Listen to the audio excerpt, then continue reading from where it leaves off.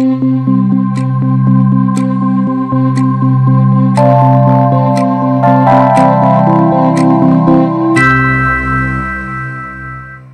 day, everybody.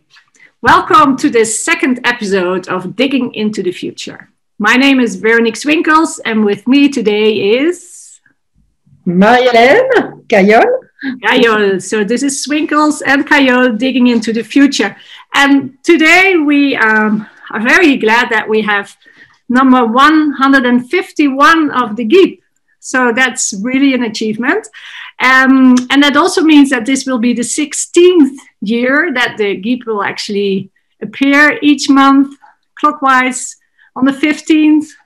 It will be there. So this month in the GEAB, you had a very intriguing title. What is it through the looking glass? How does it translate into French? Au-delà du miroir. Ah, d'accord. Au-delà du miroir, which is that's the title of the second book by Lewis Carroll after Alice in Wonderland, which is more famous. Even though I think the Disney movie, etc., the more famous, combines both novels, in fact. Okay. So tell me, what was the reason this title was chosen this month? So there was this idea that 2020, of course, is like a big barrier. There is something really very strongly signaling that this world after, as the GEAB has been calling it for so long, for 16 years, we've been talking about an upcoming world after. And we thought it would be more difficult to actually know exactly when we were tilting in this world after, because of course it's gradual, the evolution is gradual. And we thought, there were already bits and pieces, a lot of from belonging already to the world after. And of course, with this pandemic, this crisis has accelerated all the transformation trends so much that really now it's very, very obvious that the year 2020 is the tilting point. We are now in something else. It's a new system. And therefore, there is really this idea of having crossed something symbolic very strong, this mirror, and entering into a zone area, which is lots of things we know already about this territory, this world after.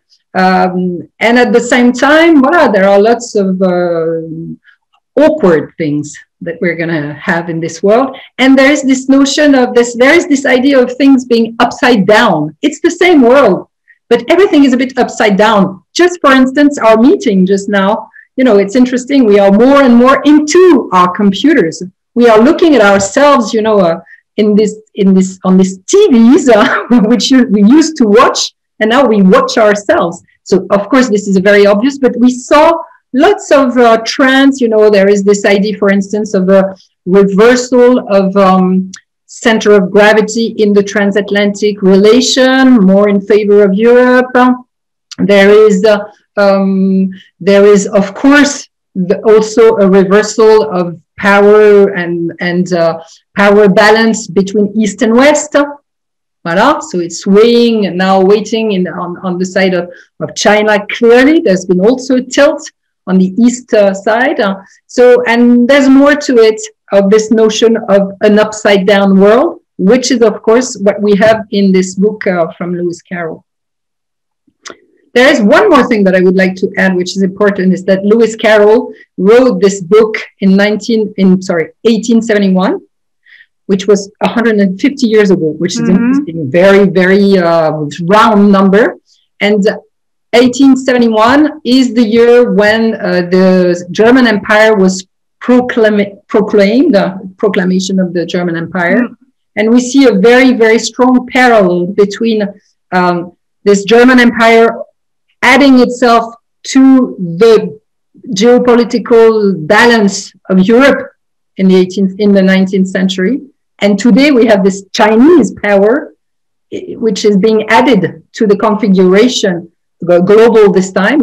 And we know that this this new kid on the block in 1871, Germany, resulted somehow, because it was awkwardly dealt with, resulted in the world wars that we all know about. So we also think we are entering an area where we need to be very careful about our next moves, not just ours, but our leaders' next moves. Well, so I think this year started already with some very interesting crises we were all witnessing over the last weeks. And the way you describe it as well is that they will have its effects in the years to come. And so the society depends very much. And that's what I really was reading throughout a lot of what is said in the GEAB, is that this very important component we shouldn't forget. And sometimes we forget it's the human factor. And things can take a generation to recover. And and if we don't take that with care, then things will take longer, also with COVID and in the United States. So this stabilization or sort of reconstruction, that's the feeling I have very much, and this cool head that is needed to be there. So somewhere the team writes about that we need to build a new kind of humanism, which I was fascinated by that expression, a new kind of humanism. Can you elaborate a little bit more on that? What do you mean by that? Well, there's a lot in your question, and indeed the human factor is something that we see as a worrying aspect of the evolutions. We have technically very interesting aspects that help us to move towards the future. We have decision makers who are aware of the challenges, who are in line with these challenges. What I don't think, well, they do what they can, of course, but I think most of them in Europe, etc., and elsewhere in the world are quite aware of the situation. But somehow we have an issue with vast numbers of people who are clever, but who are ill-informed about this new world. Of course, this new world requires a new education, a new information system, and it's not there yet. And so you have these huge swaths of people who are afraid by the change, who don't understand it, who are not partners of the change process. I mean, it's all being handled by very high level decision makers in Brussels, in the UN, in the OECD, in NATO. I mean, out of reach completely, in companies, in big techs, out of reach completely. So where are they, these citizens? What can they hang on to in order to feel part of it, to want it? Not much. So of course, this situation is, they are staying on this ground, and there are so much happening which they don't properly understand. And this is, of course, increasing anger, which was already there, of course. And this anger is rooted into each and every one's personalities, nationalities, identities, and beliefs. And so it is creating a whole world of communities which are transnational, moreover, which complicates even more things, of communities who build their own information systems, their own belief systems, and who convince themselves even more. And since the crisis, the pandemics, they have really done so.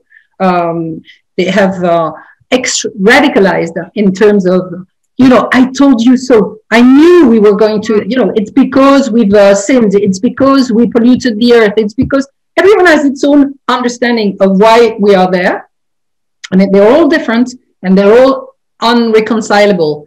Mm-hmm. And we have, over this, we have this whole fashion promoted by the media very much, which is positive in its intention, but which doesn't lead to bringing back the people, which is this valorization of differences, etc., which of course is a good intention. But at some point, we need to have convergence again among these people. And that's where we talk of a humanism. So at some point, we're going to have to reaffirm that women, men, blacks, whites, Jews, Christians, all these are human beings, and that they have common interests, and that they need to work together. And that's what humanism would mean. And this will require This will require common information systems, new education systems, not just at school. And that's where we think there are huge challenges that need to be addressed very soon in order to shorten this period of huge chaos and of potential for civil wars and wars, full stop. Yeah, because what also was interesting is that had a notion that that we have to try and reconnect the citizens to their leaders, and that is and one of the main critical points I read as well was about the role of journalism. You also mentioned already, but there's a lot of quite a harsh position on the journalist. What do you expect from the media? Not much. No, I do expect a lot. In fact, we are more and more distinguishing between a newspaper or news system where we do have the news is there. I mean, the GEAB is fully anchored in news that come from newspapers, so we cannot reject, of course, that. So that's where the information is. The problem is that there is a lot of information, and somehow, of course, what comes to you is always a very small selection that each and every one has a responsibility to optimize. Now, you have the audiovisual media, the TV, and that kind of information system, which is to be very democratic. That's for everyone, that's a selected kind of information. And this one is completely unadapted to the situation, to the complexity of the world today. It's too national anchored, it's too biased, it's too morally judging, etc. It's too short. I was asked it's funny, I was asked this afternoon, I was on some kind of a small TV show some months ago, and I was asked, how was the experience of being on a TV show? It's very frustrating. You have lots of things to say, of course, and you are given 2 seconds where the question is biased anyway, and you are just one little piece on the path that the journalist himself has organized to prove his point and not your point. So this is not working for sure. And and as you were saying, we have this huge challenge of reconnecting leaders, decision makers, players with the citizens. And the journalists today have turned, the TV ones, especially, etc., have turned into a filter. They are a barrier between us and our leaders. They are contributing to a distrust, both ways, by the way. And so today, what we see as a very positive change is what we're doing right now. It's all these video conferences where the people can actually now connect, take the time to listen to what these leaders are doing, trying to what these decision makers are trying to explain us. And voila, this is the new TV.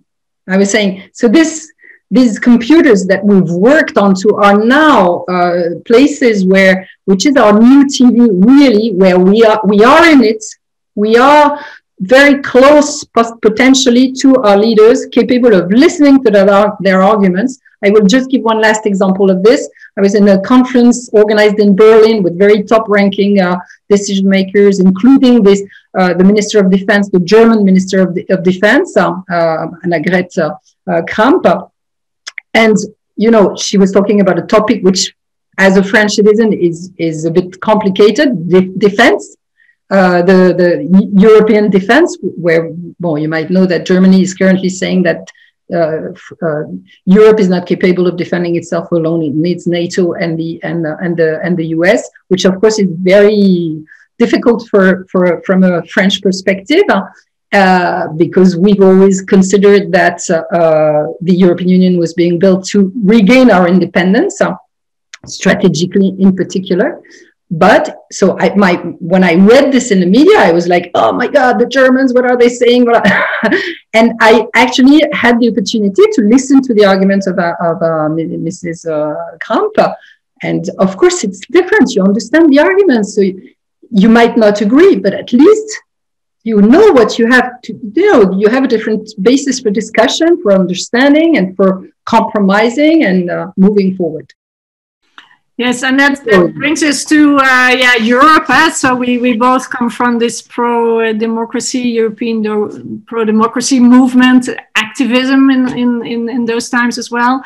And I was wondering if you think about new governments and what is needed in order to connect the citizens of Europe to the European policymakers and governance. So the polarization also there is becoming more visible, I think, in the coming years, and we will have elections in a lot of countries, and then elections for the European Parliament in a couple of years. So what are the polarization? What are the poles that you see developing in if we look at Europe? Yeah, that's the very big dangers that we have in the next 4 years even. We have indeed, as you say, elections coming up, and this huge anger that we know is there, of course, in the populations. How is it going to be translated politically? We have the Dutch election this year, so it's here. It's interesting to have your point of view. Do you think there is a danger in the Netherlands of far-right movements really getting closer to power? Well, they're fighting internally, so that's the best enemy you can have if you don't make the party develop in ways that actually they're getting stronger. So I don't know exactly how it will take, what will happen in the Netherlands, but it's definitely an element that influences the debate. It influences the way other parties are developing their points of view or the subjects they raise in their campaign. So it's definitely very clear also in the Netherlands. Yeah. So there's the German election also this year. So normally it should be okay. I mean, the CDU in Germany should win the election. Nevertheless, there is this growing anger, and this growing worry, crisis of identity that is weighing on part of the populations in Europe. So we see a trend coming up, and it could start in the south of Europe, even more than in the north of Europe. Because there is more, I think, of a crisis of identity in the south of Europe, because it's been less successful economically, blah, blah, etc. So you have bruised identities, and so we fear to see. We think that populism, the way we've seen it in the past decade, is more or less over. This rough, somehow very political, human kind of populists have failed because they are far too anchored in the national ground, and now everybody has understood that you don't have power from this national level. And so that's something that we've been anticipating for ages, I would say, is that at some point these hard politicians, far-right politicians, will understand that it's not at the national level that they can realize their program. It's at the European level.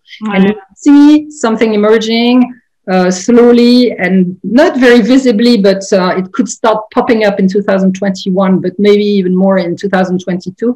It's kind of an identitarian, very refined intellectually movement, which is very conservative, which is very much about even religious identities, Judeo-Christian identity of Europe, where it's going to be strong in Europe, but you have equivalent things, I think, that might come up also on the US side, but they are not yet there, whereas I think in Europe, they are already there. They are transnational. They are in France, they are in Belgium, they are in Italy, in Poland, in places like that. They're probably elsewhere. And voila. And so they are somehow, they could even be somehow a solution, but a scary one that conveys other risks, but short-term solutions to this huge anger, because they have this very refined speech, very good understanding of people's worry, and they respond to these worries in a way that makes sense somehow. But the problem is that they have agendas behind which are not necessarily very clear and they convey risks of polarization between, for instance, the white Judo-Christian, blah blah, and the Muslim part of our society. So with potential for fragmentation inside our continent, and polarization also politically, geopolitically, because they will be very strong and conservative and identitarian, of course, you understand. And you also mentioned somewhere the international progressive extremist camp, which is You're right. Yeah, who declares the climate crisis and all social injustice as their main priority, but also they're become more polarized than they were in the past. Yes, that's true. So both camps from very legitimate grounds, but both are very radicalized, very angry, very intolerant, in fact, in different ways. The camp you just described is very intolerant of intolerance, which is an intolerance. They have to admit that. And they are very extremist in their way of saying, well, everything is allowed, all identities are allowed, the environment, we're going to die, we can't kill animals anymore.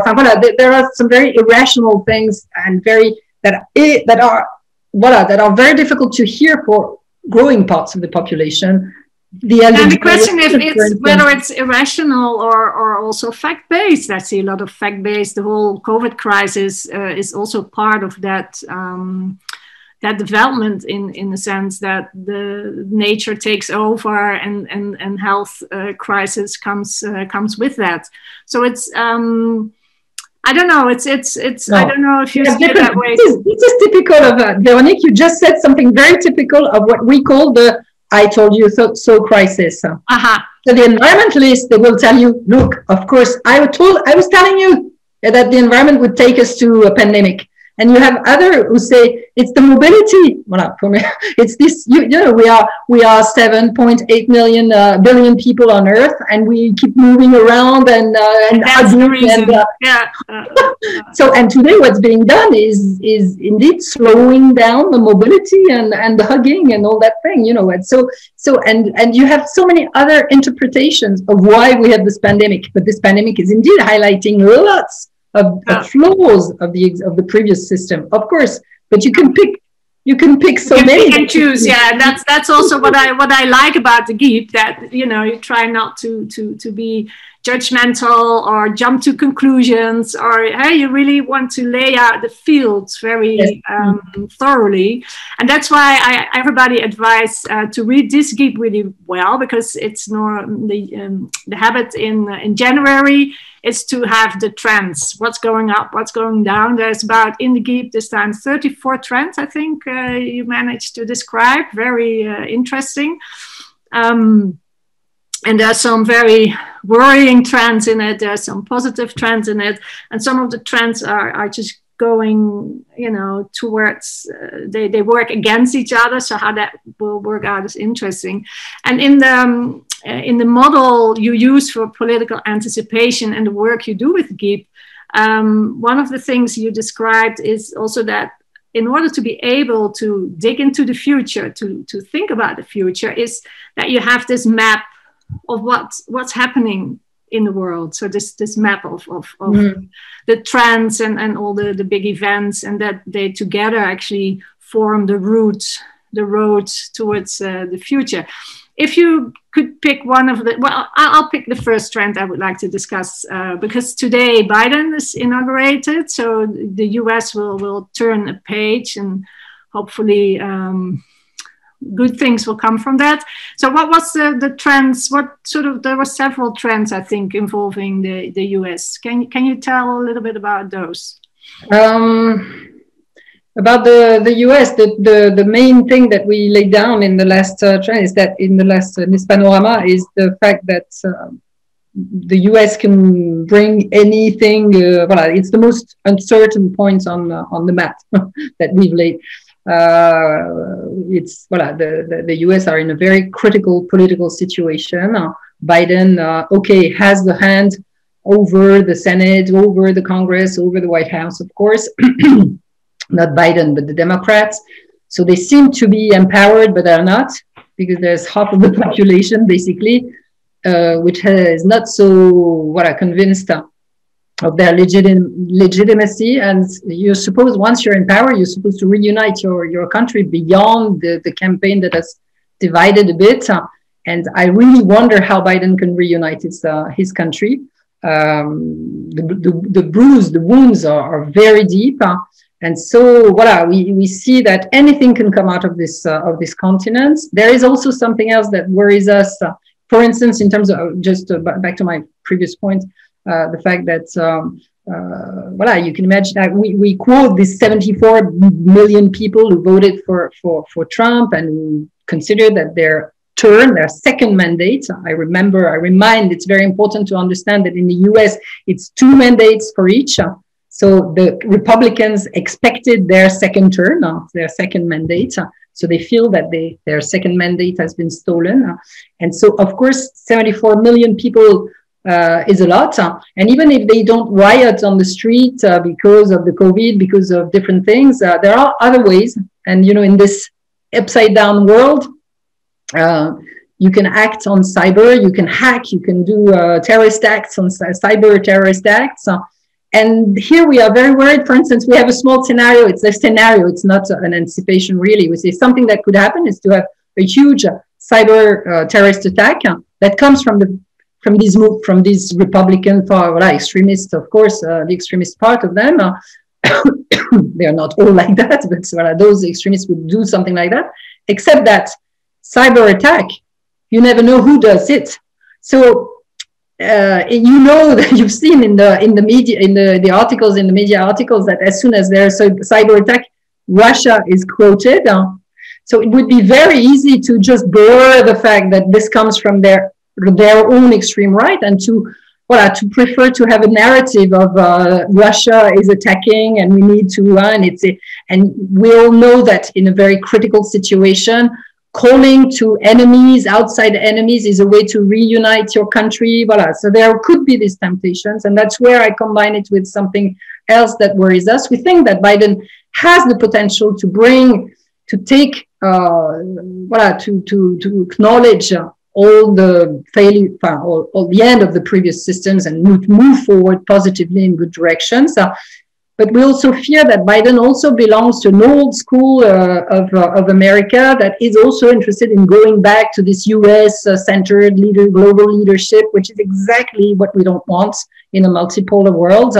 And so if we have, and here, we can't anticipate here. We have to wait a bit to see exactly which direction he is really going towards, knowing that he's been already quite clear about the fact that he wants to have this US global leadership again.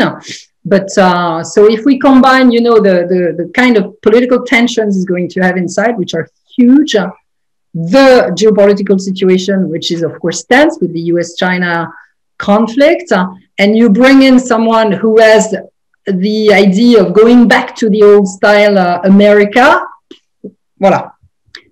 reasons for worry. And at the same time, we also think that there is a new America anchored in the new generations and more modern, that is around him as well, like someone like Andrew Young, for instance, who campaigned in the primaries. For instance, is a very interesting, we think, personality, political personality. He's young, he's really connected to the world, he has very good ideas about many things, and he's really modern, and he's in his teens. So which direction is Biden going to go towards? It's going, and is it going to be a combination of all that, or is it going to be resolutely, okay, we acknowledge that the world has changed and that we need to find our place in this new world without trying to go back to the old world, because otherwise we're going to go towards very serious problems. Yeah, more about the geopolitics, what's happening between the big chunks in the world, China, UK, US. Well, here it's not one trend. It's trying to talk about the different trends we see. There's something maybe that I'd like to highlight is that what we see brewing in the Eastern Mediterranean. The Eastern Mediterranean is a place where we have anticipated that there would be crisis. That we did 2 years ago, in fact. We wrote that there would be problems here. And in fact, once we are there, of course, the situation changes the perspective. And we see that there are interesting things emerging from this conflict, which has not yet, which we think will not degenerate between Turkey and Greece, because Turkey and Greece are both in NATO, which all of a sudden becomes a player which is really on peace and not anymore on this polarization, critical and conflictual polarization between Europe and Russia. So all of a sudden, you see this NATO that becomes a positive actor instead of a negative one. Interesting. You see that there is this gas and oil reserves in the Eastern Mediterranean, which of course is a common good, of course, of all the countries that surround the place. So you have Cyprus, you have Greece, you have Lebanon, you have Turkey above, you have Lebanon, you have Israel, you have Egypt, you have even Libya. Okay, so lots of countries, European ones, Middle Eastern ones, African ones. So you have a hub of the world, of a small world. It's not the whole world, but it's quite a large part of it that is involved. You have Russia in the back as well, the Balkan, the Slavish area, the Turkish-speaking area, the Arabic-speaking area, the Africa, Europe, and there is a need to agree, to find common grounds in order to exploit this. So the first approach has been to, with regards to Turkey, has been to say, no, you can't dig into that, you're not allowed. So, which we think, for instance, is very legitimate to say that Turkey is not entitled to draw oil from these fields. But at the same time, I think, though, it is a way to bring back Turkey on this side, knowing that, as you know, Turkey has been very tempted to go towards Russia to rebalance. It was very much in the Western camp. And of course, in terms of geography, it is not so logical. Turkey has a destiny which is more about being also a crossroads between Europe, Russia, Turkish-speaking, and the Middle East. So it was not enough. So Turkey has rebalanced it strategically, but it needs to be brought back also to this camp. And so we see, and Israel, we think, is playing a very, very positive role, we think, today in this regard, because it is the country which is both in the Middle East, which is both very connected to Russia, which has both a very strong dossier about Palestine, etc., with Turkey, but which is dealing with it properly, rather, I think, in a way that is a bit strong-hand, but with an intention which is to bring back Turkey. And we see that it seems to be working, because we see that Turkey, which is the big target, I think, of the whole strategy for now, there will be maybe more after, is coming back to Europe. I don't know if you noticed in the recent news that Turkey has to admit that it is willing to get closer again to Europe and to Israel. It mentioned both at more or less the same time. And so we do have here something which is multipolar, which is organized, which is about also putting in common commodities like oil and gas in this region to say, okay, we have to agree, we have to put it in common, this richness here. So is this, from here, do we have a chance to see something emerge which will lead, maybe contribute at least to this global multipolar governance that we keep and trying to see ahead of us, and which we find it so difficult to see ahead of us? Yeah, no, it is. I see the difficulties of that sort of anticipation, because there's so much, so many states involved, and so many. But what I just described is, of course, very closely related to the very, very positive change that has happened in the past 4 years in the Middle East, which ended this year, last year in 2020, which resulted in this Abraham accords, which are de facto connecting Israel to its region, and starting to build the kind of cooperation that is about a regional integration. And do you think that for Israel they need that confidence in the region to be able to deal with the Palestinian? Yes, of course, yeah. So that's why you see a new way to address the Palestinian issue. It's a new way, but it's now, of course, the Palestinians are the ones who are the most who feel the most at risk.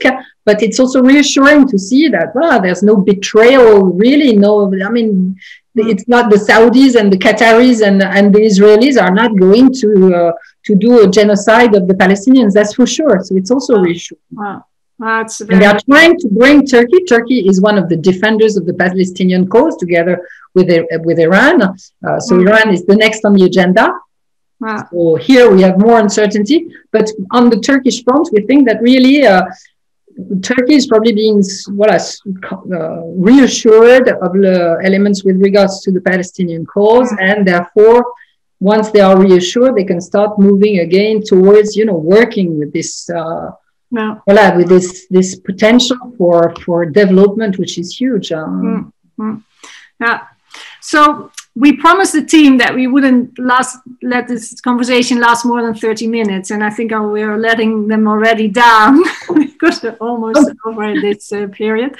So I think it's what I want to add is another thing. What is really interesting in the GEAB as well this January is the calendar. Each year we're trying to set up a calendar with all sorts of meetings and events that are happening throughout the world, and it's impressive if you look at the calendar this year. It's enormous. It's very important. Yeah, very important. So all these meetings and elections, and they will shape, in a way, also the news in the coming month, and they shape the these are trends or reverse trends again. These are facts of the future. This is a very interesting exercise for us, and of course for our readers to read. These calendars are very useful tools once, if you want to, whatever you do professionally or personally, to have this kind of calendar, to have some kind. This is a map of the future, definitely. The one here, you have the stops, the stops of the year, the key stops, and you get an idea of behind every event, every election. You know that there are people already working, preparing, strategizing, building, creating the future. And so it's once you already have that, you already have you know a lot about the future, and that's so. It's not so many. It's quite a useful and unusual work. Very useful. Well, thank you so much for this conversation and this second episode of Digging into the Future. And for everybody who has not yet read the GEAB 151 is really worth reading. So I hope to see you soon. And next month we'll be there again. Thank you very much, Véronique. Thanks very much for this. Bye-bye. Folks. Bye-bye. Thank you all.